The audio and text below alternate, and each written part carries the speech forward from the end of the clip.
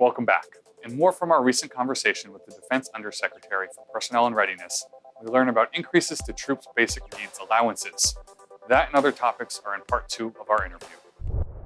And on some of the family assistance programs, two of the big ones that were designed to help service members and their families were an increase in housing allowances in places where rents had gone up tremendously, Mhm. and a basic needs allowance for families who were struggling with food insecurity. That was basically the impetus for it. When they first came out, though, it seemed like there was a little bit of a narrow scope on those things. The places where BAH was going up were places like in Martha's Vineyard, Massachusetts, or Maui in Hawaii, places that are not exactly forced concentration areas.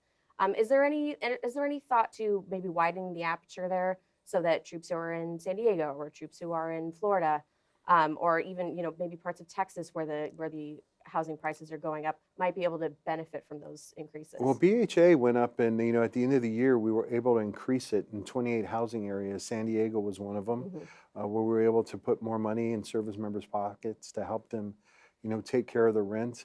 Working with Congress, Congress did a great job of, this year the BAH rates went up over 10%. Uh, Basic pay went up over 4%. So these are great things that they were able to do in order to put more money in service members' pockets. But we're continuing looking at BAH and kind of see how maybe we can improve that process. Hmm. One of the things that's been kind of talked about is maybe we look at it like twice a year. But right now, the law only allows us to increase BAH rates really at the beginning of the year. So, but we're looking at see like what things maybe we could do on our own, and where we're going to need the legislative support, and take that to Congress. And the basic needs allowance also was meant to help out as well. That helps out more for people who live on base who are still struggling to make all of their ends meet.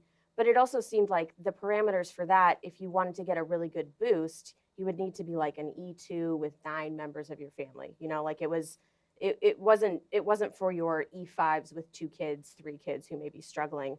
Congress obviously late last year and widened the aperture a little bit for you. But Mhm. is there a thought now that you know how many families are affected by these policies? You can crack those calculations. Is there a thought to widening that aperture as well so that these benefits will filter down to a wider group of people? I think everything's on the table for us to look at, right? I think Congress originally set that at 130% Hmm. of the, and then they said I think in the last NDA it can increase up to, I think it was 200%.